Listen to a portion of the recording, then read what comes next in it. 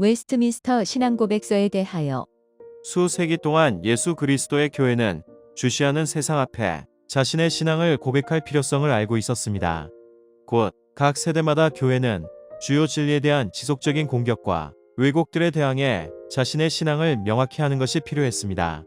그래서 믿음의 선배들은 안으로는 신자의 성숙을 위해, 밖으로는 이단의 공격을 방어하기 위해 신앙고백서를 작성했습니다. 그리고 신앙고백서의 내용을 쉽게 가르치고 배우기 위해 묻고 답하는 형식의 문답서를 만들었습니다. 특히 종교개혁 시기에 많은 신앙고백서와 문답서가 작성되었습니다. 타락한 중세 교회가 신자들에게 성경을 가르치지 않아서 대부분의 신자들이 하나님에 대해 무지한 상태에 있었기 때문입니다. 당시 100여 개가 넘는 신앙고백서와 문답서가 작성되었는데 그 중에 으뜸으로 꼽히는 것은 잉글랜드에서 만들어진 웨스트민스터 신앙고백서입니다. 경건한 지도자 151명이 5년 6개월 동안 성경에 없는 것은 말하지 않는다는 원칙을 가지고 무려 1163회의 회의를 통해 만들어낸 교회사의 걸작품입니다. 웨스트민스터 신앙고백서는 성경이 중요하게 말하는 주제 33가지를 심도 있게 설명하고 있습니다. 그리고 웨스트민스터 신앙고백서를 보다 쉽게 가르치고 배울 수 있도록 하기 위해 107개의 질문과 대답으로 새롭게 구성한 것을 웨스트민스터 소요리문답이라고 합니다. 그러므로 교회의 성도라면, 그리고 교회의 새가족이 된 분들이라면 반드시 웨스트민스터 신앙고백서와 웨스트민스터 소요리문답을 알아야 합니다. 이런 필요성에도 불구하고 많은 성도들이 다양한 이유로 신앙고백서와 소요리문답을 가까이 하지 못하고 있습니다. 그래서 보다 더 편리하고 쉽게 신앙고백서의 내용을 접할 수 있도록 음성 파일로 제작하였습니다. 이를 통해 웨스트민스터 신학자들이 그렇게 탁월하게 설명한 은혜의 교리들에 대한 더 깊은 이해와 더 큰 사랑을 가지게 되고, 이 신앙고백서가 우리를 성경으로 끊임없이 몰아가 여기에서 고백된 것을 확증하게 되기를 바랍니다. 제1장 성경. 사람들이 핑계하지 못하도록 본성의 빛과 창조와 섭리의 역사들이 하나님의 선, 지혜, 그리고 능력을 그렇게 분명하게 나타낼지라도, 그러나 그것들은 구원의 필수적인 하나님과 하나님의 뜻에 대한 지식을 주기에는 충분하지 못하다. 그러므로 주님께서는 여러 시대 다양한 방식으로 자기 자신을 계시하시고 자신의 뜻을 자신의 교회에 선언하시기를 기뻐하셨다. 그리고 후에 그 진리를 더 잘 보존하고 전달하기 위해서, 그리고 육신의 타락과 사탄과 세상의 악에 대항해 교회를 보다 확실하게 세우고 위로하기 위해서 동일한 진리 전체를 기록하시기를 기뻐하셨다. 이것으로 인해 성경이 절대적으로 필요하게 되었다. 그러나 하나님이 자신의 뜻을 자신의 백성에게 계시하시는 이전의 방법들은 이제 중지되었다. 성경 또는 기록된 하나님의 말씀이라는 이름 아래 구약과 신약의 모든 책들이 이제 포함된다. 그것들은 다음과 같다. 구약, 창세기, 출애굽기, 레위기, 민수기, 신명기, 여호수아, 사사기, 룻기, 사무엘상, 사무엘하, 열왕기상, 열왕기하, 역대상, 역대하, 에스라, 느헤미야, 에스더, 욥기, 시편, 잠언, 전도서, 아가, 이사야, 예레미야, 예레미야에가, 에스겔, 다니엘, 호세아, 요엘, 아모스, 오바댜, 요나, 미가, 나훔, 하박국, 스바냐, 학개, 스가랴, 말라기, 신약, 마태복음, 마가복음, 누가복음, 요한복음, 사도행전, 로마서, 고린도전서, 고린도후서, 갈라디아서, 에베소서, 빌립보서, 골로새서, 데살로니가전서, 데살로니가후서, 디모데전서, 디모데후서, 디도서, 빌레몬서, 히브리서, 야고보서, 베드로전서, 베드로후서, 요한일서, 요한이서, 요한삼서, 유다서, 요한계시록. 하나님의 영감으로 주어진 이 모든 책들이 신앙과 삶의 규칙이 된다. 보통 외경이라고 불리는 책들은 하나님의 영감으로 말미암지 않았으므로 성경의 정경의 일부가 아니다.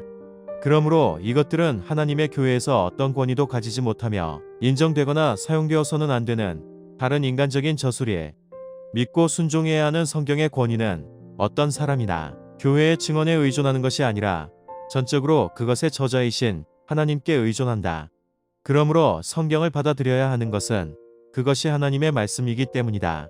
우리는 교회의 증언에 감동되고 설득되어 성경을 고상하고 존귀하게 여기게 될 것이다. 그리고 내용의 천상적인 성격, 그 교리의 효는 문체의 위엄, 모든 부분의 일치, 하나님께 모든 영광을 돌리고자 하는 전체의 의도, 인간 구원의 유일한 길에 대한 충분한 발견, 다른 많은 비교할 수 없는 탁월함들, 그리고 그것의 전체적인 완전성은 성경이 하나님의 말씀이라는 것을 풍성하게 증명하는 증거들이다. 그럼에도 불구하고 성경의 무오한 진리와 신적인 권위에 대한 우리의 완전한 납득과 확신은 우리의 가슴 안에서 말씀으로, 그리고 말씀과 함께 증거하시는 성령의 내적인 역사로 말미암는다. 하나님 자신의 영광, 인간의 구원, 신앙, 그리고 삶을 위해 필요한 모든 것들에 대한 하나님의 전체 경륜이 성경 안에 명백히 기록되어 있든지, 혹은 선하고 필연적인 귀결에 의해 성경으로부터 추론될 수 있다. 성령의 새로운 계시에 의해서든 사람들의 전통에 의해서든 언제라도 어떤 것도 성경에 첨가되어서는 안 된다. 그럼에도 불구하고 그 말씀에 계시되어진 대로 그러한 것들을 구원론적으로 이해하기 위해서는 하나님의 성령의 내적 조명이 필수적이라는 것을 우리는 인정한다.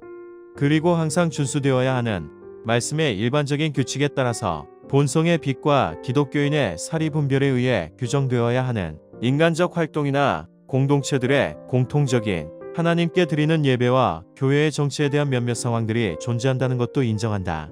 성경에 있는 모든 것들이 그 자체로 동등하게 평이하거나 모든 사람에게 동등하게 명백한 것이 아니다. 그러나 구원을 위해 필수적으로 알고 믿고 준수되어야 하는 것들은 성경 여러 곳에 아주 명백하게 제시되고 밝혀져 있어서 유식한 사람들뿐만 아니라 무식한 사람들도 평범한 방법들을 적절히 사용하면 그것들을 충분히 이해하는 데 이를 수 있다. 히브리어로 된 구약과 헬라어로 된 신약은 하나님에 의해 직접적으로 영감되었고 특별한 돌보심과 섭리 가운데서 어느 시대에나 순수하게 보존되었기 때문에 확실하게 믿을 만하다. 따라서 모든 종교적 논쟁에서 교회는 최종적으로 그것들에 호소해야 한다. 그러나 성경에 대한 권위와 관심을 가지고 있고 하나님을 경외하는 가운데 그것들을 읽고 조사하도록 명령받은 하나님의 모든 백성들이 이러한 원어들을 아는 것이 아니기 때문에 성경이 전수된 모든 나라의 모국어로 번역되어야 한다. 그리하여 하나님의 말씀이 모든 사람 안에 풍성하게 거하여 그들이 하나님을 합당한 방식으로 예배할 수 있게 되며 성경의 인내와 위로를 통해 소망을 가질 수 있게 된다. 성경 해석의 무오한 규칙은 성경 자체이다.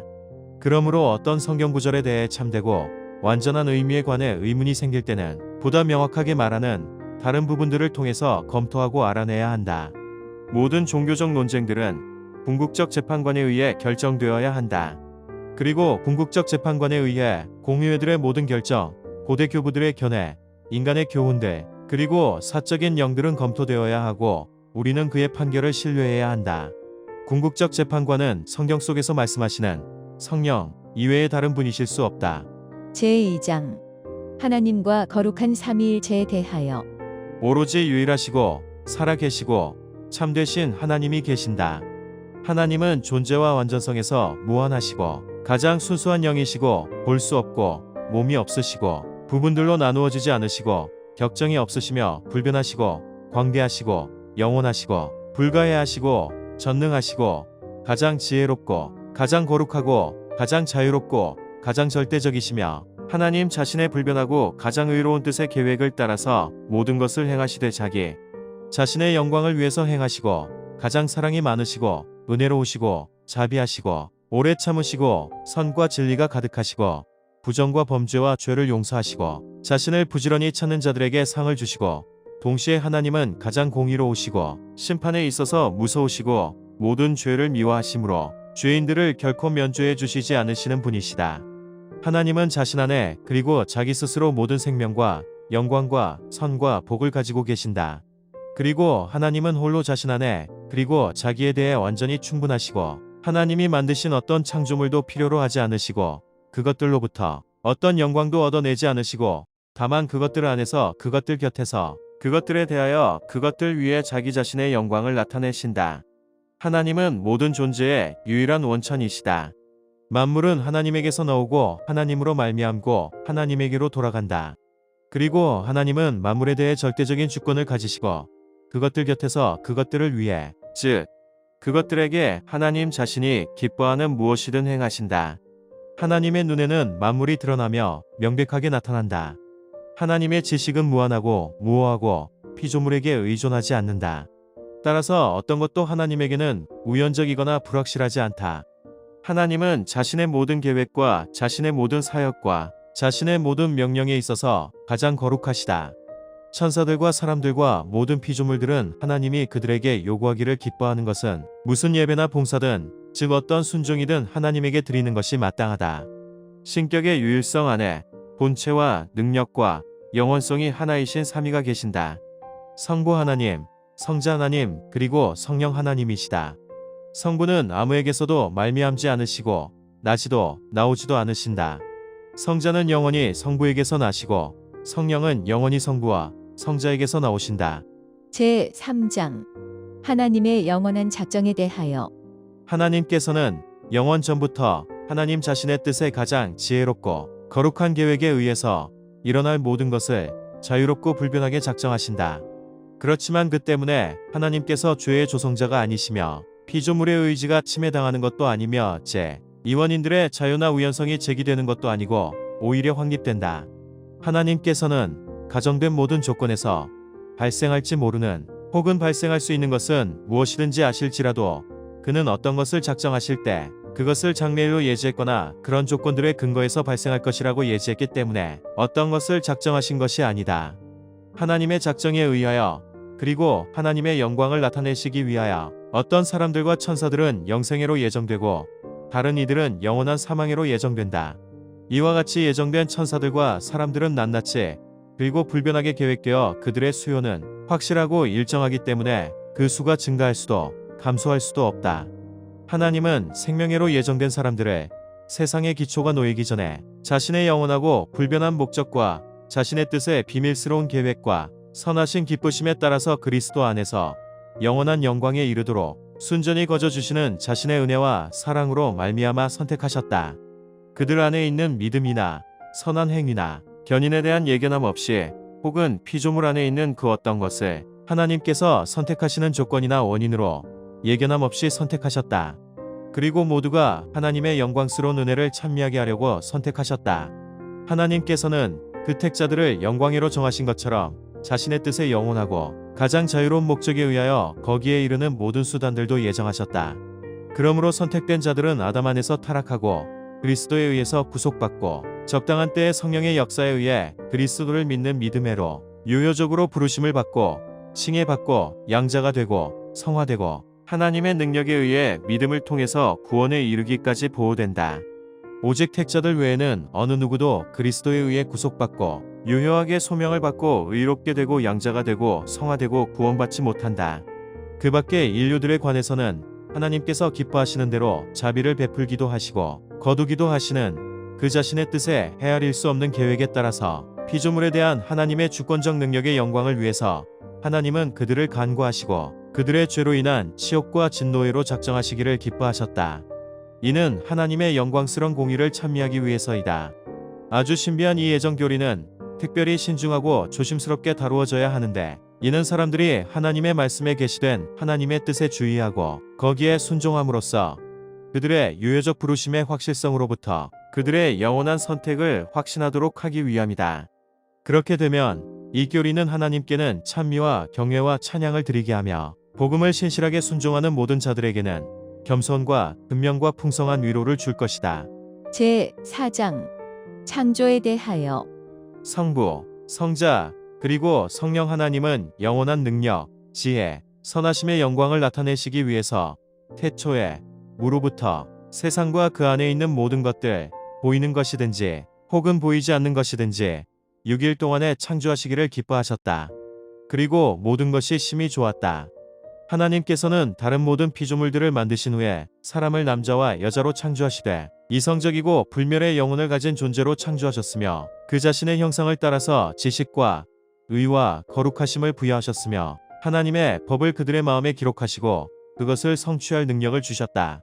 그러나 아직은 범죄할 가능성 아래에 있었고 그들 자신의 의지의 자유가 허락되어 있어서 그것은 변화에 종속적이었다. 그들의 마음에 기록된 이 법 이외에도 그들은 선악을 알게 하는 나무의 열매를 먹지 말라는 한 계명을 받았다. 그들이 그것을 지키는 동안은 그들은 하나님과의 교제 가운데 행복했고 피조물들을 다스렸었다. 제5장 섭리에 대하여 만물의 위대한 창조자이신 하나님께서는 모든 피조물들 그리고 모든 행위와 모든 상황들을 가장 큰 것부터 가장 작은 것에 이르기까지 유지하시고 지시하시고 처리하시고 통치하신다. 하나님의 가장 지혜롭고 거룩한 섭리에 의해서 하나님의 무오한 예지와 그 자신의 뜻에 자유롭고 불변한 계획에 따라서 하나님의 지혜와 능력과 공의와 선과 자비의 영광을 찬양하도록 그렇게 하신다. 제1원인이신 하나님의 예지와 작정에 따라 모든 것이 불변하게 그리고 절대 확실하게 일어난다. 그렇지만 하나님은 동일한 그 섭리에 의해서 제2원인들의 성질에 따라 필연적으로 자유롭게 혹은 우발적으로 일어나도록 명령하신다. 하나님께서는 자신의 일반적인 섭리에서 수단을 사용하시지만 수단 없이 수단을 초월하여 그리고 수단을 역행하여 자기의 기쁘신 대로 자유롭게 역사하신다. 하나님의 전능하신 능력, 측량할 수 없는 지혜, 그리고 무한한 선하심이 하나님의 섭리 가운데 매우 명백하게 나타난다. 섭리는 심지어 첫 번째 타락과 천사와 사람의 다른 모든 죄에게까지 미친다. 죄는 단순한 허용에 의한 것이 아니며 여러 세대에 가장 지혜롭고 강력하게 억제하시고 또한 명령하시고 주관하시어 하나님 자신의 거룩한 목적을 이루도록 하신다. 그렇지만 죄악성은 오직 피조물에게서 나온 것이며 하나님에게서 나온 것이 아니다. 가장 거룩하고 의로우신 하나님은 죄의 조성자이거나 승인자가 아니며 그럴 수도 없다. 가장 지혜로우시고 의로우시고 은혜로우신 하나님은 때때로 그 자신의 자녀들을 각종 유혹과 그들 자신의 마음의 타락에 잠시 동안 내버려 두신다. 이는 그들이 전에 지은 죄로 인해 징계하시거나 그들 마음의 부패와 기만에 숨겨진 힘을 깨닫게 하심으로 그들을 겸비하게 하기 위함이요. 또한 그들을 깨우쳐 생존을 위해 더욱 친밀하고 지속적으로 하나님께 의존하게 하기 위함이며 또한 장래의 모든 죄 지을 기회들에 더욱 경계하고 여러 다른 의롭고 거룩한 목적들을 위해 주의하도록 하기 위함이다. 의로우신 재판장이신 하나님께서 전에 지은 죄들로 인해 눈을 어둡게 하시고 마음을 강팍해 하신 사악하고 불경한 사람들의 경우 하나님은 그들의 이해를 밝혀주고 마음 가운데 역사하는 자신의 은혜를 허락하지 않으실 뿐만 아니라 때로는 그들이 이미 가지고 있는 은사를 빼앗아 가신다. 또한 그들의 부패가 죄를 범하는 기회가 되는 그런 것들에 그들을 노출시킨다. 그리고 동시에 그들을 그들 자신의 정욕과 세상의 유혹과 사탄의 권세에 맡겨버리신다. 이것으로 말미암아 그들은 심지어 하나님께서 다른 사람들의 마음을 부드럽게 하시기 위해서 사용하는 수단들 아래에서도 강팍해 된다.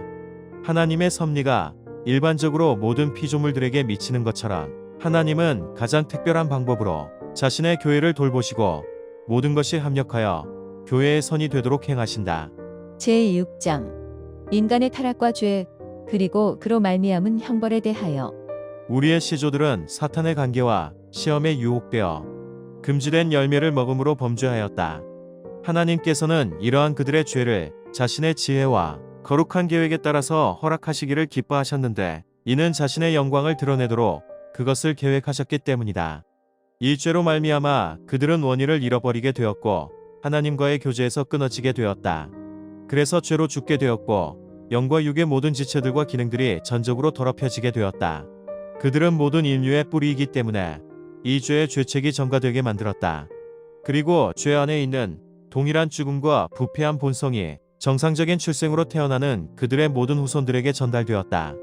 이러한 원래적 부패로 말미암아 우리는 선을 행하려는 마음을 결코 가지지 못하고 그것을 행할 능력이 전혀 없고 모든 선에 반대하며 전적으로 온갖 악으로 치우치는 성향이 있다.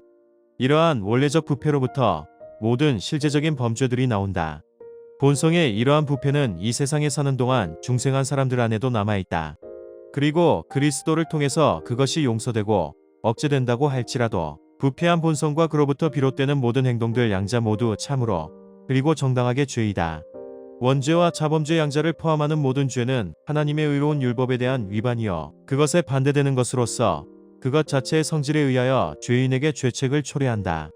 그것으로 말미암아 죄인은 하나님의 진노와 율법의 저주를 받게 되며 그리하여 사망을 당하되 모든 영적, 시간적, 그리고 영원한 비참함을 당하게 된다.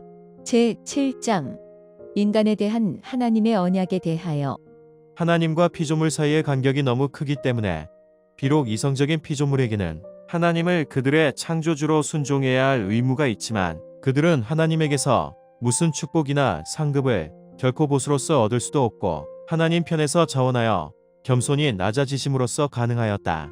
그런데 그 은혜를 하나님께서는 언약의 수단으로 하여 나타내시기를 기뻐하셨다. 인간과 맺은 첫 번째 언약은 행위 언약이었다. 그 안에서 생명이 아담 그리고 그 아담 안에서 그의 후손에게 약속되었다. 그 언약의 조건은 완전하고 개별적인 순종이었다. 인간은 타락함으로 말미암아 행위 언약에 의해 자기 스스로 생명을 얻을 수가 없었기 때문에 주께서 일반적으로 은혜 언약이라 불리는 두 번째 언약을 맺으시기를 기뻐하셨다. 그 언약에 의하여 주님은 죄인들에게 예수 그리스도로 말미암아 생명과 구원을 값없이 주셨다. 그들이 구원받기 위해서 그리스도를 믿는 신앙을 그들에게 요구하시고 영생에 이르도록 작정되어 있는 모든 자들에게 그들이 기꺼이 믿을 수 있도록 그의 성령을 주시기로 약속하셨다. 이 은혜 언약은 성경에 유언이라는 이름으로 자주 설명되어 있는데 유언자이신 예수 그리스도의 죽음과 유언으로 증여되는 영원한 기업과 거기에 속하는 모든 것들에 관하여 진술되어 있다. 이 언약은 율법 시대와 복음 시대에 각각 다르게 시행되었다.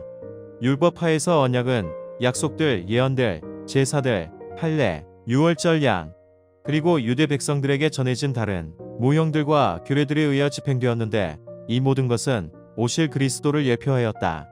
그리고 그 당시에 이것은 성령의 역사로 말미암아 약속된 메시아를 믿는 믿음으로 택자들을 교훈하며 세우는 데 충분하고 효과적이었다. 그 메시아로 말미암아 그들은 완전한 죄사함과 영원한 구원을 얻었다. 이를 구약이라고 부른다. 복음 아래에서 그 실체이신 그리스도께서 나타나시게 되자 이 언약이 시행되는 규례들로는 말씀 선포와 세례와 주의 만찬인 성례 집행이다. 수적으로 보다 소수이고 보다 간단하게 그리고 외적인 화려함 없이 집행되지만 그것들 안에서 언약은 더욱 충만하고 확실하고 영적 효과를 가지고 모든 민족들, 곧 유대인들과 이방인들에게 제시되어 있다. 이것을 신약이라고 부른다. 그러므로 본질적으로는 다른 두 가지 은혜 언약이 있는 것이 아니라 여러 세대의 하나이며 동일한 언약이 있는 것이다. 제8장 중보자 그리스도에 대하여 하나님은 자신의 영원하신 목적을 따라 자신의 독생자이신 주 예수를 택하시고 정하셔서 하나님과 사람 사이의 중보자, 선지자, 제사장, 왕 자신의 교회의 머리와 구주, 만유의 후사, 그리고 세상의 심판자가 되게 하기를 기뻐하셨다.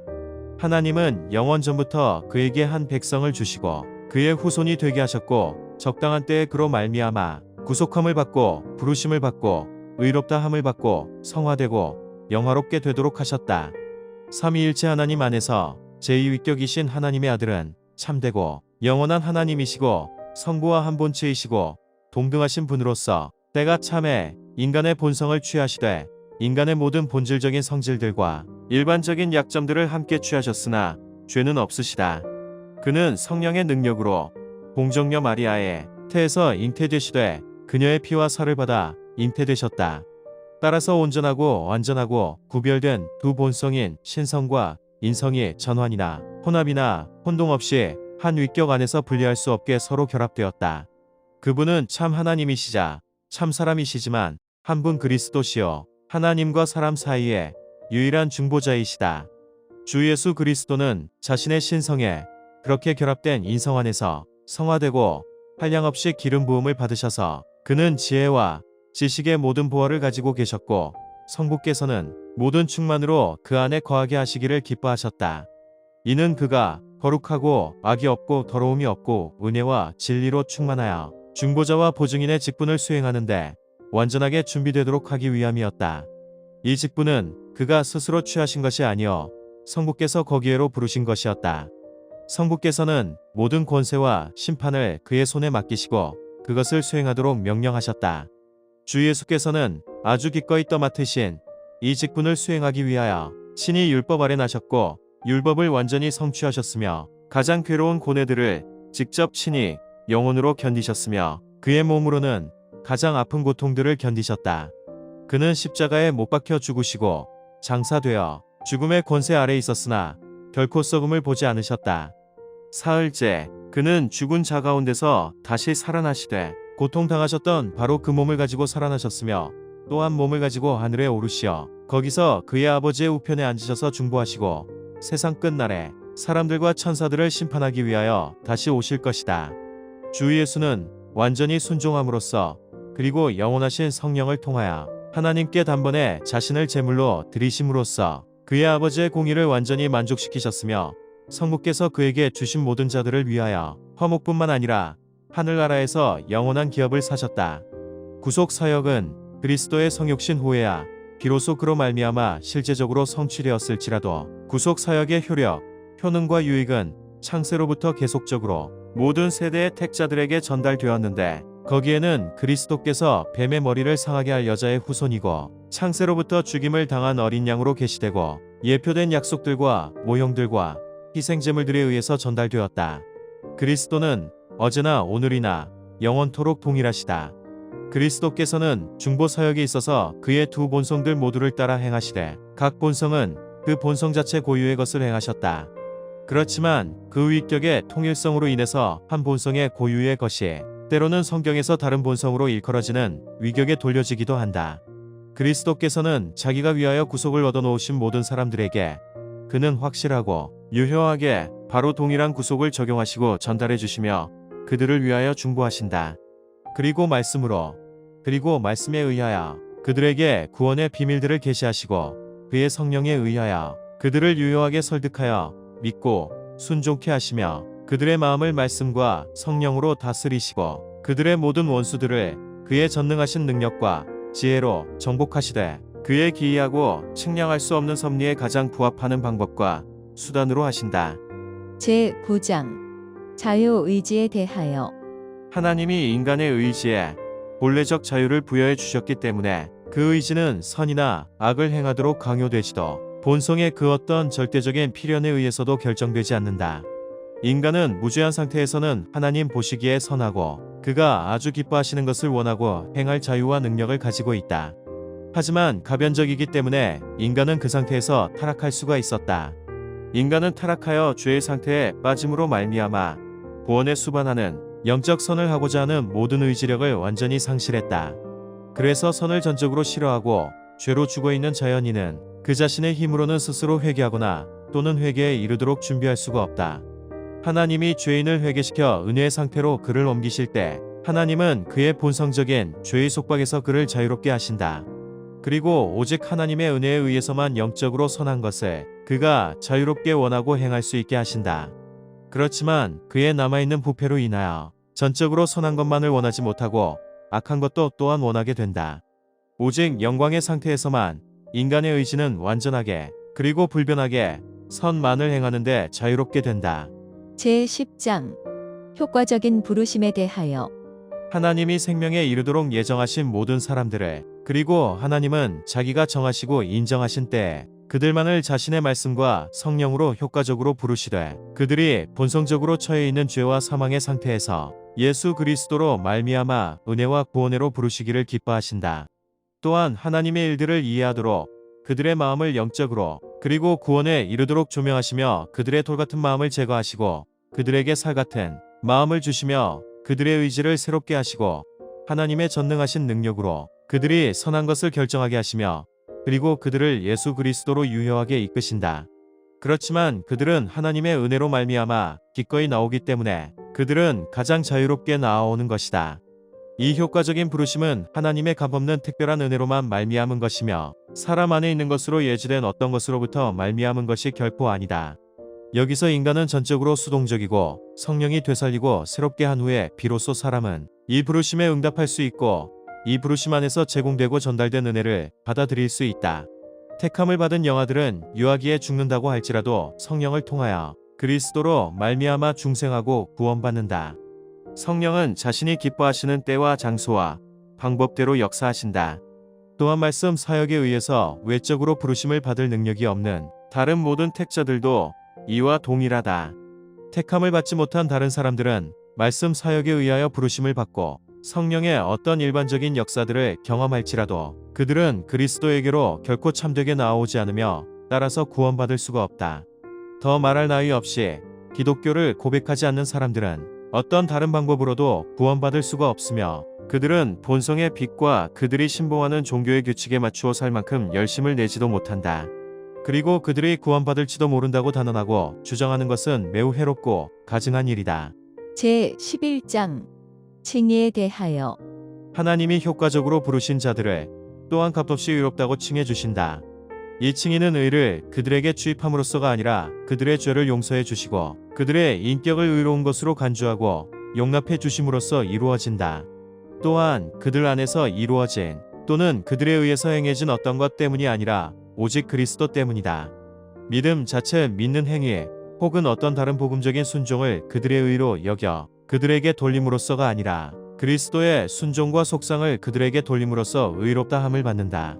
그들은 믿음으로 그리스도와 그의 의를 받아들이고 그리스도와 그의 의에 의존한다. 그 믿음은 그들 자신들에게서 나오는 것이 아니고 그것은 하나님의 선물이다. 이와 같이 그리스도와 그의 의를 받아들이고 의존하는 믿음은 칭의의 유일한 수단이다.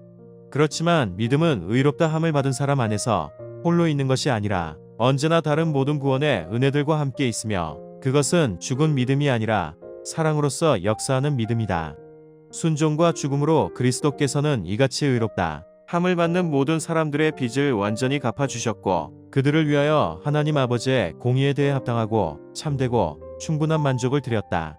그렇지만 아버지께서 그들을 위하여 그리스도를 주셨고 그들을 대신하여 그의 순종과 속상이 받아들여졌으며 또한 그들의 칭의는 그들 안에 있는 어떤 것 때문이 아니라 오직 값없는 은혜로 말미암은 것이다. 이로써 하나님의 엄정한 공의와 그의 풍성한 은혜가 죄인들의 칭의 가운데 영광을 받게 되리라. 하나님은 영원 전부터 모든 택자들을 의롭게 하시려고 작정하셨다. 그리고 그리스도께서는 때가 참에 그들의 죄를 위하여 죽으시고 그들을 의롭다 하시기 위하여 다시 살아나셨다. 그럼에도 불구하고 그들이 의롭다 함을 받는 것은 성령이 적절한 때에 그리스도를 그들에게 실제로 적용시킬 때 비로소 가능하다.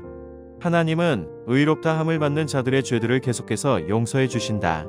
그리고 그들이 칭의의 상태에서 결코 떨어질 수 없을지라도 그들은 자신의 죄로 인해 하나님의 부성적인 불쾌함을 사게 된다.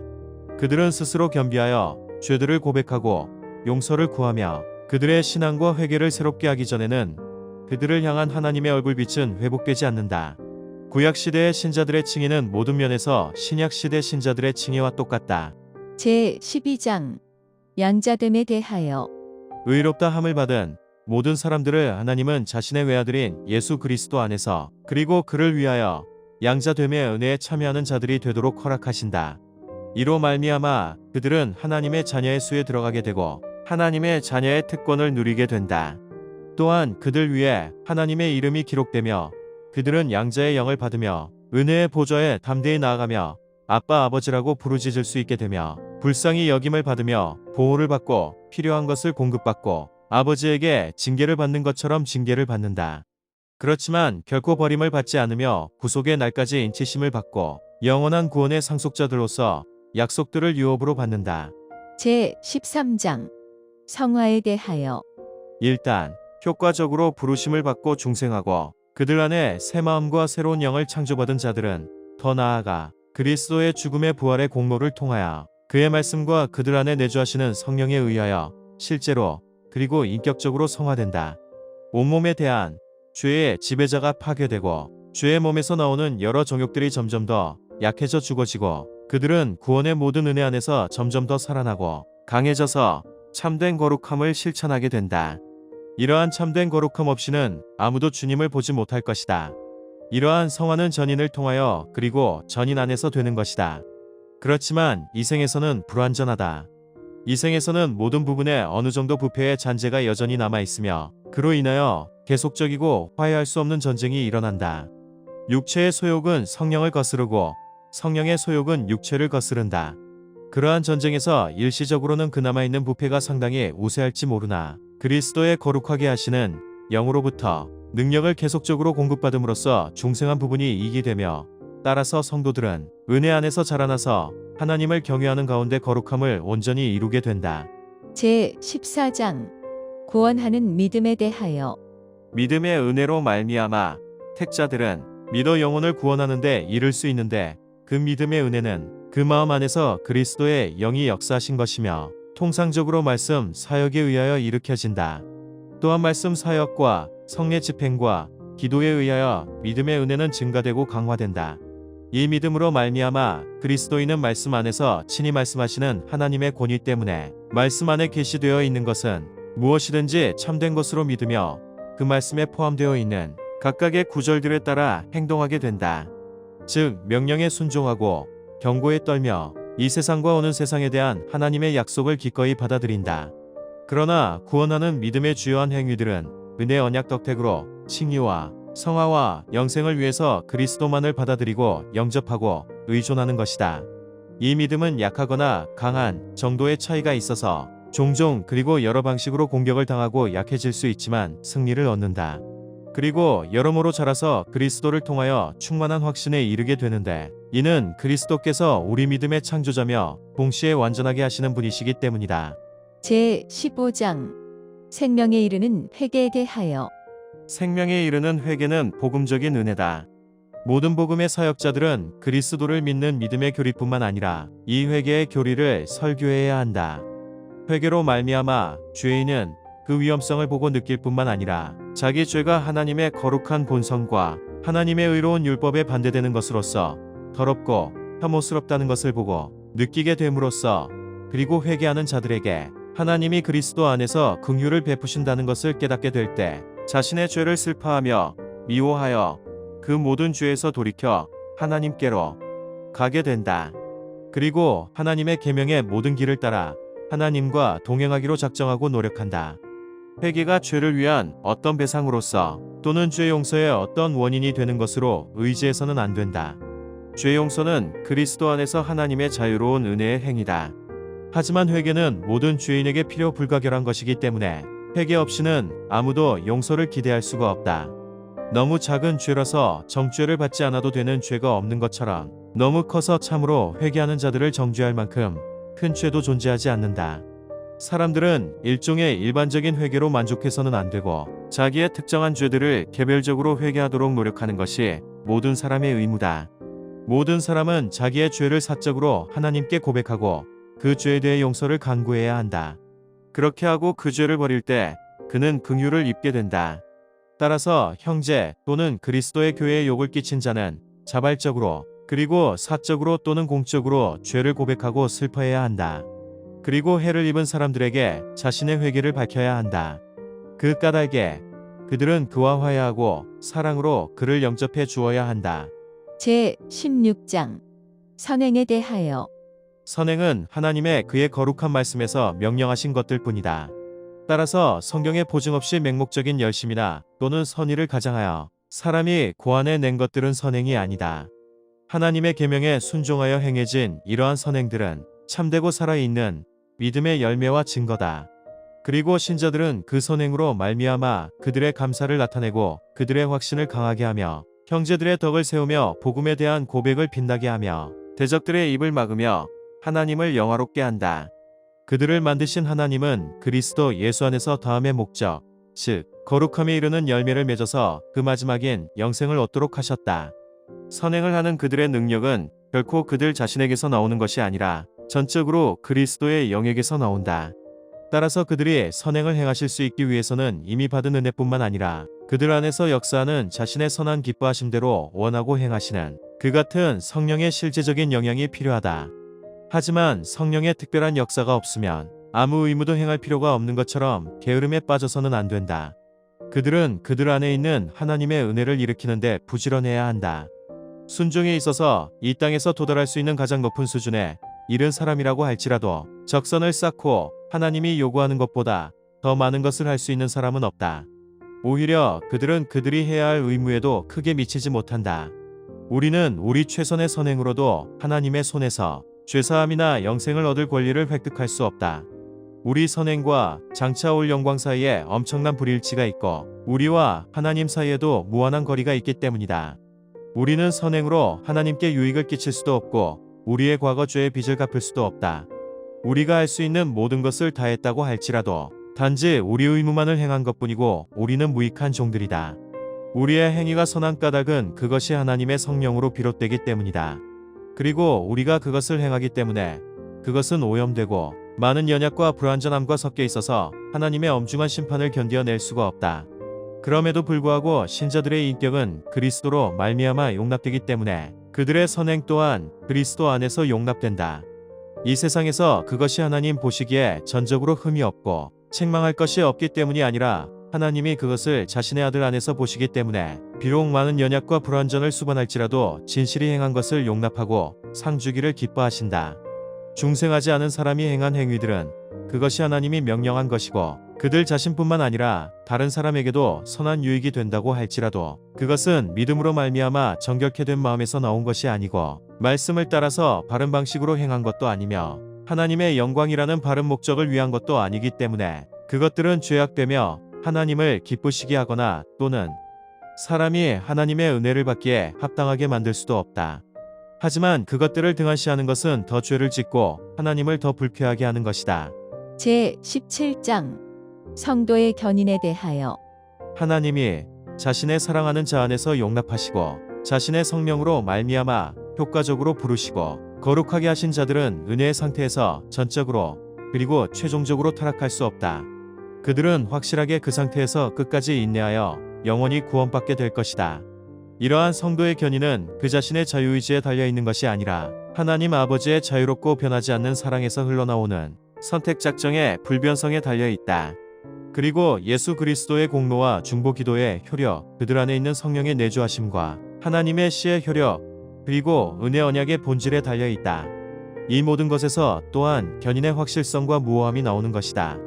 그럼에도 불구하고 성도들은 사탄과 세상의 시험, 그들 안에 남아있고 퍼져있는 부패, 그리고 그들을 보존해주는 수단들을 무시함으로 말미암아 통탄할 만한 죄에 빠질 수 있다. 그리고 얼마 동안 그 가운데 계속 머물기도 한다. 그것으로 말미암은 그들은 하나님의 진노를 일으키고 그의 성령을 근심케 하고 그들이 받은 은혜와 위로 중 일부분을 상실하게 되고 그들의 마음은 강팍해지고 양심의 상처를 입게 되며 다른 사람에게 상처를 입히고 넘어지게 만들고 일시적인 심판을 자초하게 된다. 제 18장 은혜와 구원의 확신에 대하여 위선자들과 중생하지 못한 사람들은 자신들이 하나님의 총애를 받고 구원의 상태에 있다는 거짓된 소망과 육신적인 억측으로 헛되이 속을 수 있으나 그들의 소망은 무너질 것이다. 그렇지만 주 예수를 참으로 믿고 그를 신실하게 사랑하며 선한 양심을 다해 그분 앞에 행하려고 노력하는 사람은 이 땅에서 자신이 은혜의 상태에 있다는 것을 분명히 확신할 수 있고 하나님의 영광의 소망 가운데 즐거워할 수가 있다. 이 소망은 그들을 결코 부끄럽게 하지 않을 것이다. 이러한 확실성은 속기 쉬운 소망에 근거한 단순한 추측과 그럴듯한 신념이 아니라 구원 약속에 대한 신적인 진리에 기초한 신앙의 무오한 확신이다. 이 확신은 구원의 약속들에 대한 신적인 진리와 이 약속들이 주어진 은혜에 대한 내적 증거와 우리의 영과 함께 우리가 하나님의 자녀인 것을 증언하시는 양자의 영의 증거에 기초를 두고 있다. 이 성령은 우리 기업에 대한 보증이시며 이 성령으로 말미암아 우리는 구속의 날까지 인치심을 받는다. 이러한 틀림없는 확신은 믿음의 본질에 속하는 것이 아니라 참 신자가 그 확신에 참여하기 전에 그는 오래 기다리고 많은 어려움으로 갈등할 수 있다. 그러나 그는 성령으로 말미암아 하나님이 자신에게 값없이 주신 것들을 알 수 있기 때문에 특별한 계시 없이도 통상적인 수단들을 바르게 사용해서 그러한 확신에 도달할 수가 있다. 그러므로 모든 신자는 자신의 부르심과 택하심을 확실하게 하기 위해서 열심을 다할 의무가 있다. 그렇게 함으로써 그의 마음은 성령 안에 있는 평강과 희락으로 넓어지고 하나님께 대한 사랑과 감사로 그리고 순종의 의무에 있어서 힘과 자발적인 마음으로 넓어진다. 이러한 것들은 확신의 마땅한 열매들이다. 따라서 이 확신은 사람들을 결코 방탕한 생활로 이끌지 않는다.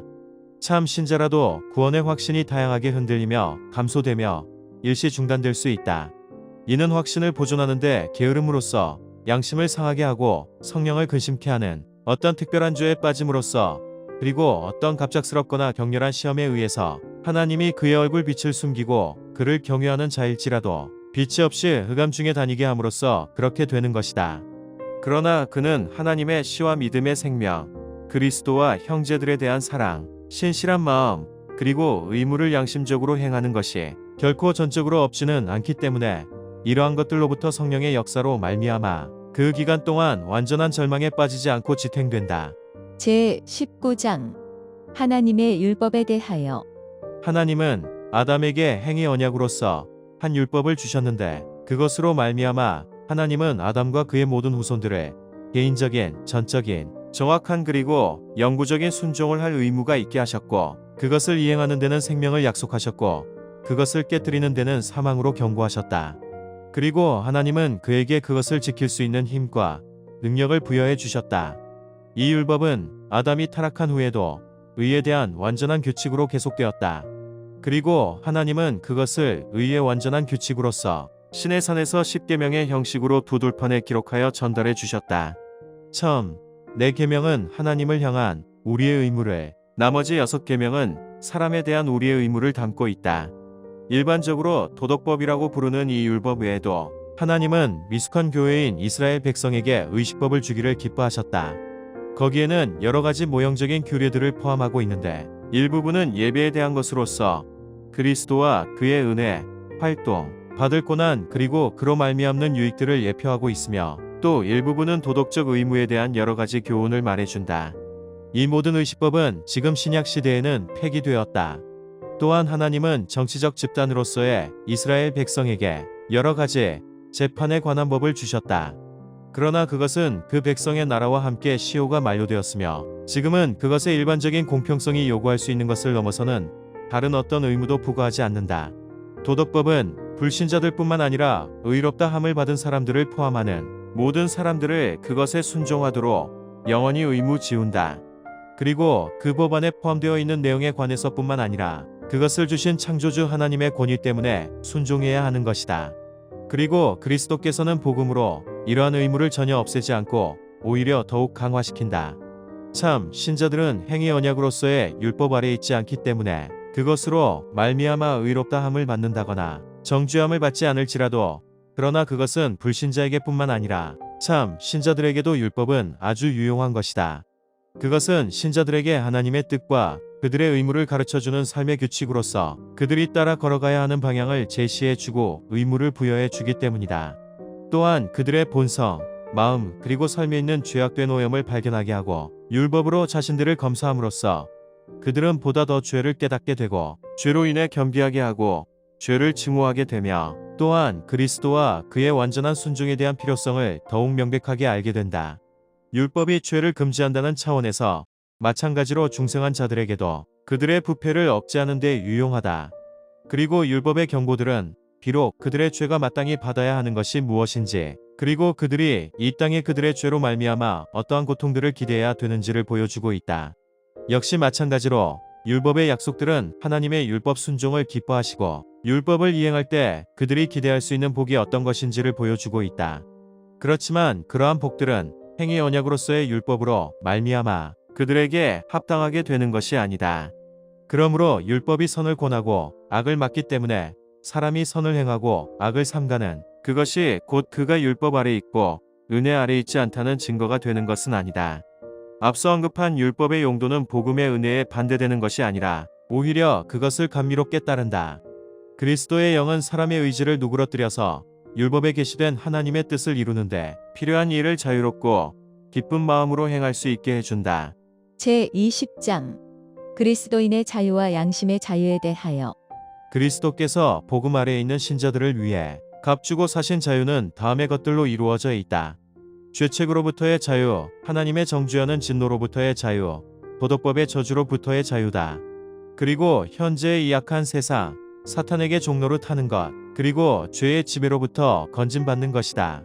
그리고 악한 고통과 사망에 쏘는 것에서 건진받는 것, 무덤을 이기는 것, 그리고 영원한 지옥에서 건진받는 것이다. 또한 하나님께 자유롭게 나아가는 것과 노예와 같은 두려움에서가 아니라 자녀의 사랑과 자원하는 마음으로 하나님께 순종하는 것이다. 이 모든 것은 율법 아래에 있는 신자에게도 공통된 것이다. 그러나 신약 시대에는 그리스도인의 자유가 더욱 확대되어 유대 교회가 종속되어 있었던 의식법의 멍에로부터 해방되었다. 그리고 더욱 담대하게 은혜의 보좌에 나아가게 되었으며 율법 아래의 신자가 통상적으로 참여한 것보다 훨씬 더 충만하게 하나님의 자유의 영과 교통하게 된다. 하나님만이 양심의 주님이시다. 따라서 하나님은 양심을 인간의 교리와 계명에서 해방시켜 놓으셨다. 인간의 교리와 계명이란 하나님의 말씀에 조금이라도 반대되는 것이거나 신앙이나 예배에 관한 일에서 말씀을 벗어나는 것이다. 그러므로 양심을 떠나 그러한 교리를 믿거나 또는 그러한 계명에 복종하는 것은 양심의 참 자유를 배반하는 것이다. 또한 맹목적인 신앙과 절대적이고 눈먼 복종을 요구하는 것은 양심과 이성의 자유를 파괴하는 것이다. 그리스도인의 자유를 구실 삼아 어떤 죄를 범하거나 어떤 정욕을 품는 사람들은 그렇게 함으로써 그리스도인의 자유의 목적을 파괴하는 것이다. 그리스도인의 자유의 목적은 우리가 우리 원수들의 손에서 건짐받아 주님을 두려움 없이 그 앞에 거룩하고 의롭게 평생 동안 섬기게 하는 데 있다. 하나님이 정하신 권세들과 그리스도께서 값주고 사신 자유는 양자가 서로를 파괴하도록 의도된 것이 아니라 상호간에 서로 유지시키고 보존하도록 하나님이 의도하셨다. 그러므로 그리스도인의 자유를 구실로 하여 어떤 합법적인 권세든지 간에 그것이 국가적인 것이든 혹은 교회적인 것이든 간에 그 권세의 행사에 반대하는 사람들은 하나님의 법령에 저항하는 것이다. 그리고 그들이 본성의 빛에 반하는 또는 기독교의 일반 원리에 반하는 또는 경건의 능력에 반하는 그런 잘못된 견해를 발표하고 잘못된 실천을 주장하는 것이 그 자체적인 내용에 있어서든지 또는 그것들을 발표하고 주장하는 방법에 있어서든지 그리스도께서 교회 안에서 세우신 외적인 평화와 질서를 파괴하는 것이라면 그러한 사람들은 합법적으로 해명하도록 소환되고 교회의 견책에 의해서 고소당할 수 있다. 제21장 종교적 예배와 안식일에 대하여 본성의 빛은 하나님이 존재한다는 것을 보여준다. 하나님은 만물에 대하여 지배권과 주권을 갖고 계신다. 하나님은 선하시며 만물에게 선을 행하신다. 그러므로 사람은 온 마음을 다하고 영혼을 다하고 힘을 다하여 하나님을 경외하고 사랑하고 찬양하고 부르고 신뢰하고 그리고 섬겨야 한다. 그러나 참 하나님을 예배하는 데 있어 용납될 수 있는 방법은 하나님 자신이 친히 제정하셨고 하나님 자신이 계시한 뜻에 의해 제한되어 있다. 그러므로 하나님을 사람들의 상상과 고안이나 또는 사탄이 제안하는 것을 따라서 어떤 가시적인 표현으로 예배할 수 없고 성경에 규정되어 있지 않는 어떤 다른 방법에 따라서도 하나님을 예배할 수 없다. 종교적인 예배는 성부, 성자, 성령이신 하나님께 드려야 한다. 오직 하나님에게만 드려야지 천사, 성자 혹은 다른 피조물에게 드려서는 안 된다.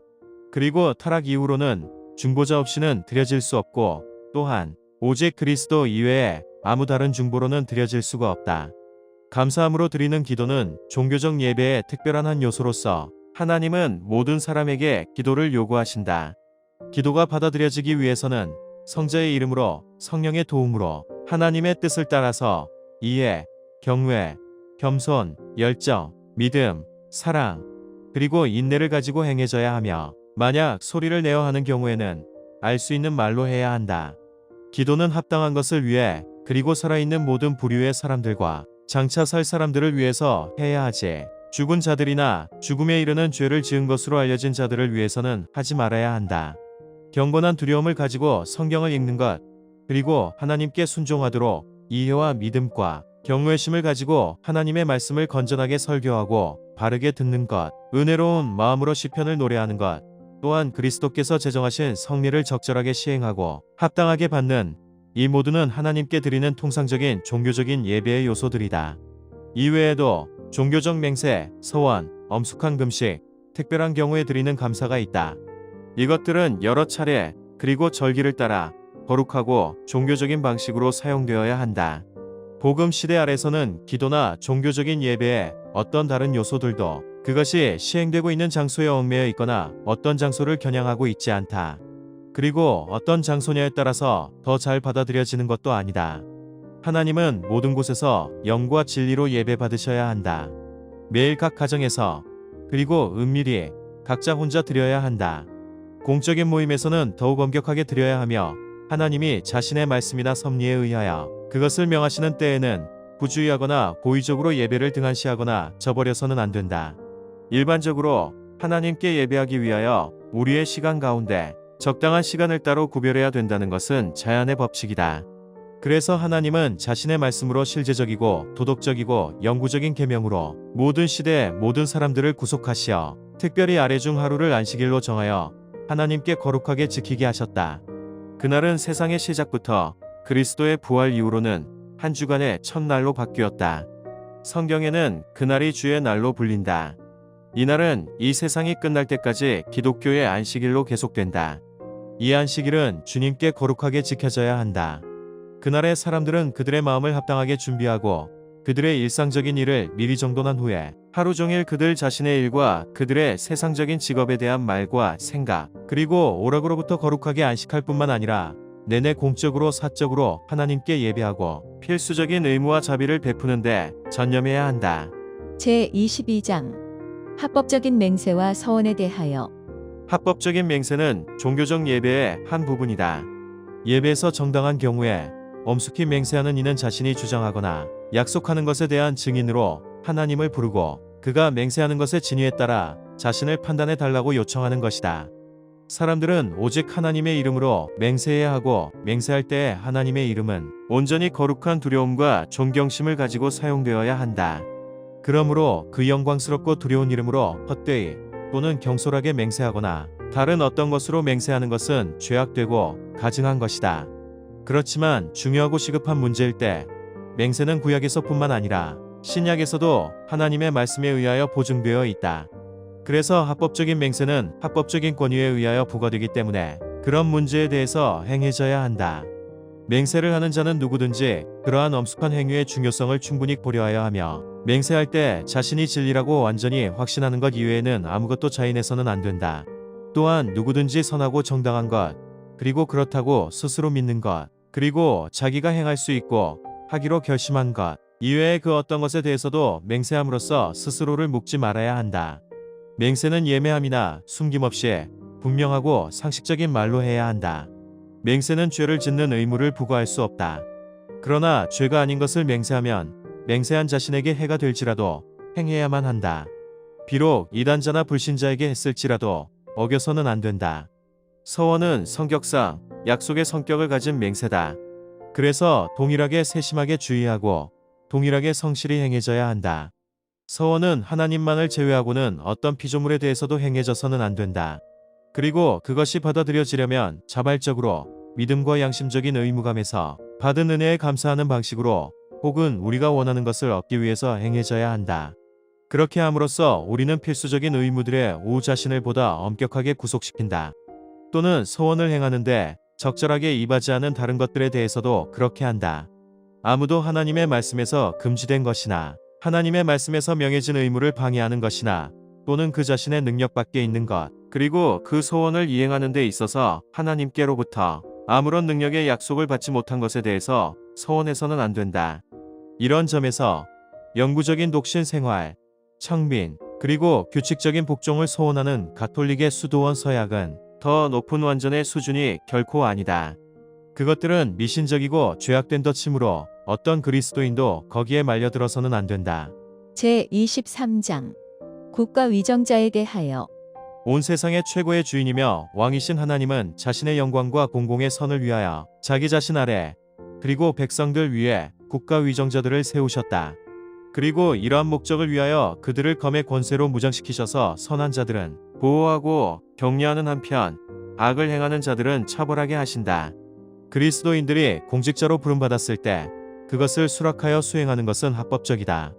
그들은 그 직분을 수행함에 있어서 각 나라의 건전한 법률에 따라 특히나 경건, 정의 그리고 평화를 유지해야 한다. 그러한 목적을 위하여 현재 신약시대 아래 있는 그들은 올바르고 필요한 경우에는 정당하게 전쟁을 행할 수 있다. 국가 위정자들은 말씀을 전하고 성례를 시행하는 일이나 천국 열쇠의 권세를 취해서는 안 된다. 또한 신앙의 문제에 조금도 간섭해서는 안 된다. 그렇지만 양육하는 아버지와 같이 어떤 특정 교파의 그리스도인들에게 나머지 교파들보다 특혜를 주지 말고 우리들 공동의 주님의 소유인 그 교회를 보호하는 것이 그들의 의무다. 모든 교회 회원들은 누구나 폭력이나 위험 없이 그들의 신성한 기능의 모든 부분을 수행하는 데 있어서 충분하고 자유롭고 의문의 여지가 없는 자유를 누리도록 해주는 것이 위정자들의 의무다. 그리고 예수 그리스도께서 자신의 교회 안에 정규적인 정치와 권징을 제정해 놓으셨기 때문에 어떤 국가의 법률로 어떤 기독교 교파이든 거기에 자발적으로 참여한 회원들 가운데 그들 자신의 신앙 고백과 신앙에 따라서 교회의 정치나 권징이 정당하게 시행되는 것을 참견하거나 강요하거나 방해해서는 안 된다. 모든 국민들과 그들의 선한 이름을 보호하는 것이 국가 위정자들의 의무다. 그들은 종교와 불신앙을 구실로 어느 누구에게도 그 어떤 모욕, 폭력, 욕설이나 상처를 줌으로써 고통을 당하지 않도록 해야 하고 모든 종교적이고 교회적인 집회들이 방해나 소동 없이 열릴 수 있도록 조치를 취하는 것이 위정자들의 의무다. 위정자들을 위해 기도하고 그들의 인격을 존중하고 그들에게 조세와 그 밖에 마땅한 것을 지불하고 그들의 적법한 명령에 순종하고 양심을 위하여 그들의 권위에 복종하는 것은 백성들의 의무다. 불신앙이나 종교에 대한 무관심으로 인하여 그 위정자의 정당하고 적법한 권위가 무효되거나 위정자에게 합당한 순종을 하는 데서 백성들을 면제해 주지 않는다. 그러한 의무는 교회 직원이라고 면제되지 않으며 더구나 교황은 위정자들의 통치 영역에 대하여 그리고 그들이 통치하는 백성에 대하여 아무 권세나 사법권을 가지고 있지 않다.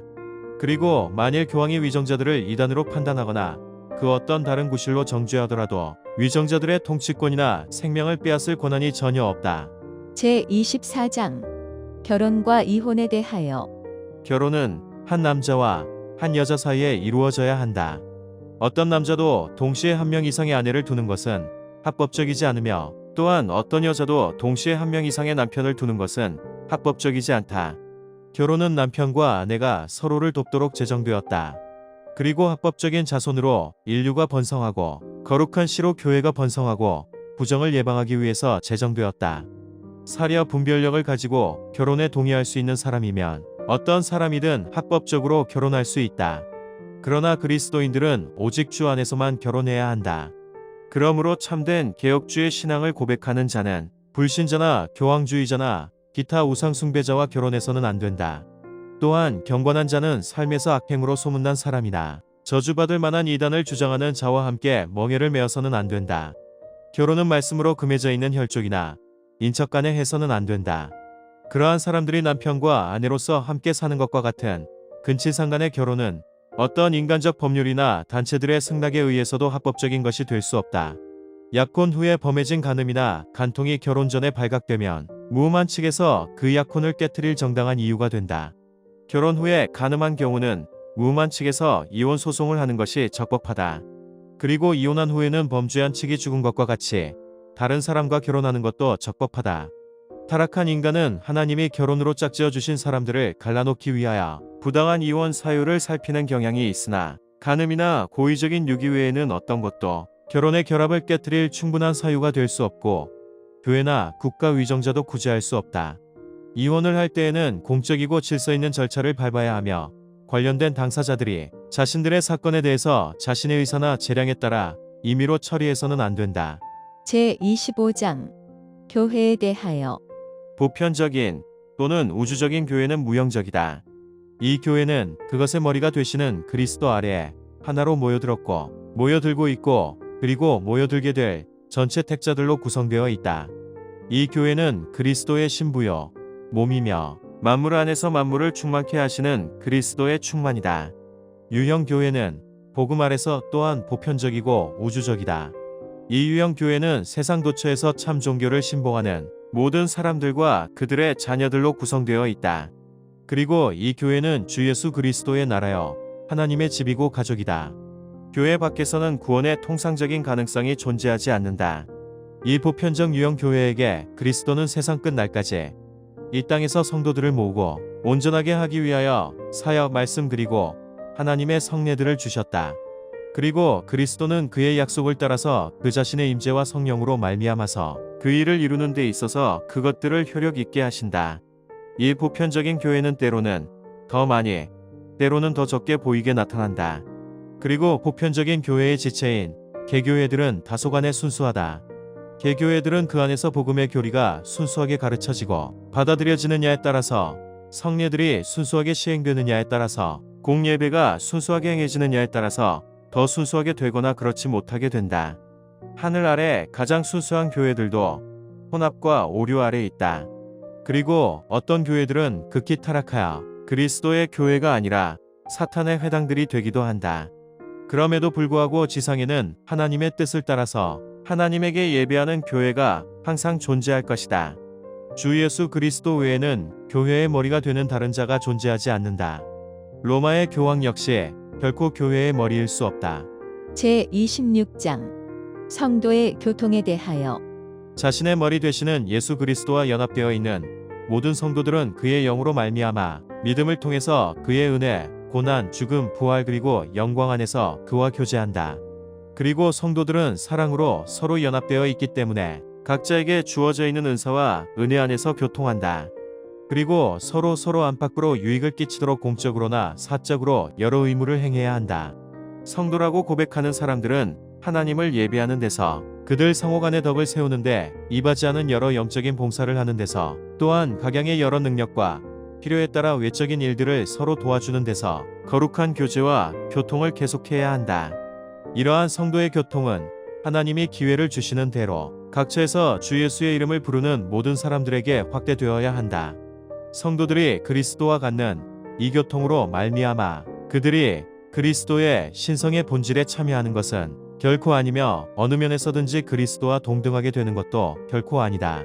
이 가운데 어느 하나라도 주장하는 것은 불경건하고 신성모독적인 것이다. 또한 성도들이 상호간에 갖는 교통하는 것으로 말미암아 각자의 재산과 소유에 대한 소유권이 상실되거나 침해되는 것도 아니다. 제27장 성례에 대하여 성례는 은혜 언약에 대한 거룩한 표요인이며 하나님이 직접 제정하셨고 그리스도와 그의 유익함을 나타내고 그에 대한 우리의 참여를 확증하며 또한 교회에 속한 사람들과 나머지 세상에 속한 사람들을 볼 수 있게 구별하며 하나님의 말씀을 따라 그리스도 안에서 하나님을 섬기는 일에 엄숙하게 참여하도록 하기 위함이다. 모든 성례에는 그 표와 그 표가 의미하는 것 사이에 영적인 관계 또는 성례전적인 결합이 존재한다. 그러므로 그 표의 명칭과 효과는 그 표가 의미하는 것에서 기인한 것이다. 올바르게 사용된 성례들 안에서 그리고 성례들로 말미암아 나타난 은혜는 성례들 안에 있는 어떤 힘에 의해서 주어지는 것이 아니며 또한 성례의 효력은 성례를 베푸는 자의 경건이나 의도에 달려있는 것이 아니라 성령의 역사와 그 시행의 말씀에 달려있는 것이다. 그리고 그 말씀에는 성례 시행의 권한을 부여하는 명령과 함께 합당하게 받는 사람에게 주어지는 유익에 대한 약속이 포함되어 있다. 그리스도 우리 주께서 복음에서 제정하신 성례는 오직 두 가지뿐이다. 즉 세례와 성찬이다. 이 가운데 어떤 것도 합법적으로 안수를 받은 말씀의 사역자 외에는 아무도 베풀 수 없다. 구약의 성례들은 그것들의 의미하고 표현하는 영적인 것들에 관하여 그 실체에 있어서 신약의 성례들과 동일하다. 제28장 세례에 대하여 세례는 예수 그리스도께서 제정하신 신약의 성례로서 세례받은 당사자를 유형 교회에 엄숙히 가입시키기 위한 것일 뿐만 아니라 그에게 은혜 언약의 표와 인이 되며 그가 그리스도에게 접붙임을 받고 중생하고 죄사함 받고 예수 그리스도를 통하여 새 생명 가운데 행하기로 하나님께 자신을 드리는 표요 인이다. 이 성례는 그리스도 자신이 정하신 것이므로 세상 끝 날까지 그리스도의 교회 안에서 계속되어야 한다. 이 성례에 사용되는 외형적인 요소는 물이며 그것을 가지고 성부와 성자와 성령의 이름으로 세례를 받되 당사자는 합법적으로 부르심을 받은 복음의 사역자에 의해서 세례를 받아야 한다. 그 사람을 물속에 잠그는 것은 필수적인 것이 아니다. 그 사람에게 물을 붓거나 뿌림으로써도 세례는 올바르게 베풀어진다. 그리스도를 믿는 믿음과 그리스도에 대한 순종을 실제로 고백하는 사람들뿐만 아니라 부모 가운데 양쪽 모두 또는 한쪽이라도 믿는 부모의 유아들도 세례를 받아야 한다. 이 의식을 비난하거나 등한시하는 것은 큰 죄라고 할지라도 세례받지 않고는 아무도 중생할 수 없거나 구원받을 수 없는 것처럼 또는 세례받는 사람들은 의심할 여지 없이 모두가 중생한 것처럼 은혜와 구원이 세례와 불가분하게 결합되어 있는 것은 아니다. 세례의 효력은 그것이 시행되는 그 시간에 얽매이는 것이 아니다. 그럼에도 불구하고 이 의식을 바르게 사용하면 약속된 은혜가 제공될 뿐만 아니라 또한 실제로 나타나고 수여되는데 성령으로 말미암아 그 은혜가 속하는 그 사람에게 하나님이 정하신 때에 하나님 자신의 뜻의 경륜을 따라 수여된다. 세례의식은 어느 누구에게든 오직 한 번만 베풀어져야 한다. 제29장 성찬에 대하여. 우리 주 예수님은 배신당하던 날 밤에 주의 성찬이라고 불리는 자신의 몸과 피의 성례를 제정하여 자신의 교회에서 세상 끝 날까지 지키도록 하셨는데, 이는 그가 죽으심으로 자신을 희생 제물로 드린 것을 영구히 기념하기 위해서, 참 신자들에게 그의 죽으심의 은혜를 인치시기 위해서, 그들이 그분 안에서 영적으로 양식을 먹고 성장하기 위해서, 그들이 그분에게 행해야 하는 모든 의무에 더욱더 참여하도록 하기 위해서 제정하신 것이다. 그리고 성찬은 그들이 그리스도의 신비한 몸의 지체로서 그와 함께하는 교통과 그들 상호 간의 교통의 약속과 보증이 되도록 제정되었다. 이 성례에서는 그리스도가 성부에게 바쳐지거나 산자나 죽은 자의 죄사함을 위해서 실제로 어떤 희생 제사가 드려지는 것도 결코 아니다. 다만 성찬은 그분께서 십자가에서 단번에 자기를 바치신 일을 기억하며 이 일에 감사하여 할 수 있는 모든 찬양으로 하나님께 영적인 보답을 하는 것이다. 따라서 가톨릭 교회의 희생제사인 미사는 그리스도의 유일한 희생제사, 곧 택자들의 모든 죄를 위한 유일한 화목제에 대한 지극히 가증스러운 모독이 된다. 주 예수님은 이 성례에서 그의 사역자들을 임명하셔서 회중에게 그 시행에 대한 자신의 말씀을 선포하게 하셨다. 기도하고 떡과 포도주를 축사하고 그렇게 함으로써 보통의 것을 거룩한 용도로 구별하고 떡을 취하여 떼고 잔을 취하여 떡과 잔 모두를 성찬을 받는 자에게 나누어 주게 하셨다. 그러나 그 당시 회중 가운데 없는 어느 누구에게도 나누어 주지 못하게 하셨다. 사적인 미사나 또는 사제나 어떤 다른 사람에게 이 성례를 혼자 받는다든지, 또는 잔을 회중에게는 주기를 거부한다든지, 떡과 포도주를 숭배한다든지, 그것들을 높이 지켜들거나 숭배할 목적으로 몸에 지니고 다닌다든지, 거칠의 종교적 용도로 그것들을 남겨두는 일과 같은 이 모든 것은 이 성례의 본질에 반대되고 그리스도가 제정하신 뜻에 반대되는 것이다. 그리스도가 정하신 용도를 위해 정당하게 구별되어 있는 이 성례의 외적 요소들은 십자가에 못 박히신 그분과 깊은 관련이 있다. 그러한 관련성은 성례전적으로만 그러하지만 참된 것이기 때문에 그것들은 때때로 그것들이 나타내는 실제의 이름으로 불린다. 즉, 그리스도의 몸과 피로 불린다. 그럼에도 불구하고 실체와 본질에 있어서 그것들은 전과 동일하게 여전히 참된 떡과 포도주이고 오직 떡과 포도주만 남아있다. 사제의 축성이나 또는 어떤 다른 방법에 의해서 떡과 포도주의 실체가 그리스도의 몸과 피라는 실체로 바뀐다고 주장하는 교리는 성경에 모순될 뿐만 아니라 일반 상식과 이성에도 모순된다. 그리고 그것은 이 성례의 본질을 뒤엎는 것이고 여러 미신과 조합한 우상 숭배의 원인이 되어 왔고 지금도 되고 있다. 합당하게 받는 자들이란 이 성례의 가시적 요소들을 외형적으로 먹을 때 또한 내적으로는 믿음으로 실제로 그리고 참으로 받는 것이고, 육적이고 물질적으로가 아니라 영적으로 십자가에 못 박히신 그리스도와 그의 죽음의 모든 유익을 받으며 또한 먹는다. 그러나 그때 그리스도의 몸과 피가 물질적이거나 또는 육적으로 떡과 포도주 안에 함께 또는 그 아래 존재하는 것이 아니다. 하지만 그리스도의 몸과 피가 실제로 그러나 영적으로 이 의식에 참여하는 신자들의 믿음에 임한다. 이것은 그 가시적 요소 자체가 사람들의 외적 감각들에 감지되어 임하는 것과 같다. 무지하고 사악한 사람이 이 성례의 외적 요소들을 받는다고 할지라도 그들은 그것이 의미하는 실제들을 받는 것이 아니다. 그러나 그들은 거기에 합당하지 않게 참여함으로써 주의 몸과 피의 죄를 범하는 것이고, 따라서 자신의 파멸을 자초한다. 그러므로 주님과 교통을 누리기에 부적합한 무지하고 불경건한 사람들은 주님의 성에 참여할 자격이 없다. 그들이 여전히 무지하고 불경건하게 남아있는 한 이 거룩한 신비에 참여하거나 참여하도록 허락될 때마다 그들은 그리스도에게 큰 죄를 범하는 것이 된다. 제30장 교회의 책벌에 대하여. 교회의 왕이며 머리이신 주 예수께서는 교회 정치를 정하여 국가 위정자와는 다른 교회 직원들의 손에 맡기셨다. 이 직원들에게 천국의 열쇠가 위탁되었다. 이 열쇠의 힘에 의하여 그들은 죄를 보류하고 사해주는 각각의 권세를 가지고 있다. 회개하지 않는 자에게는 말씀과 권징으로 천국 문을 닫고, 회개하는 죄인에게는 복음의 사역에 의해서 그리고 때에 따라 권징을 사면해 줌으로써 천국 문을 열어주는 권세를 가지고 있다. 교회의 권징이 필수적인 것은 범죄한 형제들을 되돌려 잃어버리지 않고 얻기 위해서, 다른 이들이 같은 범죄를 하지 않도록 막기 위해서, 온 덩이를 물들일지 모르는 누룩을 깨끗이 제거하기 위해서, 그리스도의 명예와 복음에 대한 거룩한 고백을 옹호하기 위해서, 그리고 하나님의 진노를 예방하기 위해서다. 교회의 성도들이 하나님의 언약과 그것을 인친 것을 악명 높고 완고한 범죄자들이 더럽히게 내버려 두면 당연히 하나님의 진노가 교회에 임하게 될 것이다.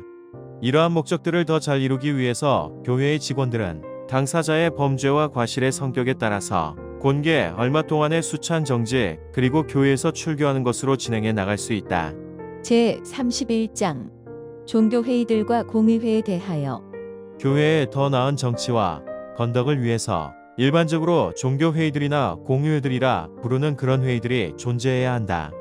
그리고 교회를 파괴하기 위해서가 아니라 세우기 위해서 교회의 감독자들에게 주신 그들의 직임과 권세에 의해서 그런 회의를 정하고 교회의 유익을 위해서 마땅하다고 판단될 때마다 함께 모이는 권한은 개교회의 감독들과 다른 주도자들에게 속해 있다.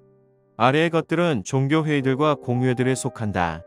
즉, 신앙에 대한 논쟁과 양심의 문제들을 목회적 차원에서 결정하는 것, 하나님께 드리는 공적 예배와 그 교회의 정치를 더욱 질서 있게 하기 위한 규칙들과 지침들을 정하는 것, 실정이나 실책이 있는 경우 불평과 고소를 접수하는 것, 그리고 그와 같은 것을 권위 있게 결정하는 권한을 가지고 있다. 이 같은 결정들이 만일 하나님의 말씀에 일치한다면 그 결정들이 말씀과 일치하기 때문만이 아니라 말씀으로 그 회의들에 부여된 권세로 그것들은 하나님의 규례가 되었기 때문에도 그 판결과 결정들을 존경하고 복종하는 마음으로 받아들여야 한다. 사도시대 이후로 모든 종교회의들이나 공의회들은 일반 회의든 특별 회의든 실수할 수 있으며 많은 회의가 오류를 범했다. 그러므로 그 회의들을 신앙이나 실천의 규칙으로 삼아서는 안 되고 신앙과 실천에서 도움을 주는 것으로 사용해야 한다. 종교회의들과 공의회들은 교회와 관련된 것 이외에는 아무것도 다루어서는 안 되고 국가와 관련이 있는 사회 문제를 간섭해서는 안 된다. 다만 특별한 경우에 겸손히 청원하거나 또는 위정자가 그들에게 요청한다면 양심의 만족을 위해 충고할 수 있다. 제 32장 사람들의 사후 상태와 죽은 자의 부활에 대하여 사람의 몸은 사후의 흙으로 돌아가서 부패를 겪게 되지만 그 영혼은 불멸의 실제를 가지고 있기 때문에 죽거나 잠자지 않고 그 영혼을 주신 하나님께로 즉시 돌아간다. 그때 의인은 영혼은 거룩함으로 완전하게 되어 천국에 영접된다. 거기서 그들은 빛과 영광 가운데서 하나님의 얼굴을 보고 몸의 완전한 구속을 기다린다. 그리고 악인의 영혼은 지옥에 던져진다. 거기서 그들은 고통과 암흑 속에서 지내며 그 큰 날 마지막 심판을 받도록 남겨져 있다. 몸에서 분리된 영혼이 가게 되는 이 두 장소 이외에는 다른 어떤 곳도 성경은 인정하지 않는다. 마지막 날에 살아있는 자는 죽지 않고 변화될 것이다. 그리고 죽은 모든 자들이 일으켜서 전과 동일한 몸으로 부활할 것이다. 그리고 전과 다르지 않는 동일한 몸은 자신의 영혼과 다시 결합하여 영원토록 있게 될 것이다. 불의한 자의 몸은 그리스도의 능력으로 말미암아 치욕을 당하도록 부활하게 될 것이다. 의로운 자의 몸은 그리스도의 영으로 말미암아서 영광으로 부활하게 될 것이고 그리스도 자신의 영화로운 몸에 상응한 몸이 될 것이다. 제 33장 최후의 심판에 대하여 하나님은 예수 그리스도로 말미암아 의롭게 세상을 심판할 한 날을 정해 놓으셨다. 성부께서는 예수 그리스도에게 모든 심판하는 권세를 주셨다. 그날에는 타락한 천사들이 심판받을 뿐 아니라 또한 이 땅에서 살았던 모든 사람들이 그리스도의 심판대 앞에 나타나 자신들의 생각, 말, 그리고 행위를 직고하고 그들이 선악간에 몸으로 행한 것을 따라서 보응을 받게 될 것이다. 하나님이 이 날을 정하니 목적은 택자들을 영원히 구원하는 데서는 하나님의 자비의 영광을 나타내고 악하고 불순종하는 유기된 자들을 멸망시키는 데서는 하나님의 공의의 영광을 나타내시기 위함이다. 이는 그때 의인은 영원한 생명회로 들어가 주님의 임재로부터 말미암는 충만한 기쁨과 유쾌함을 얻게 될 것이다. 그러나 하나님을 알지 못하고 예수 그리스도의 복음에 순종하지 않는 악인은 영원한 고통에 던져져 주님의 임재와 그의 능력의 영광으로부터 오는 영원한 파멸로 형벌을 받을 것이다.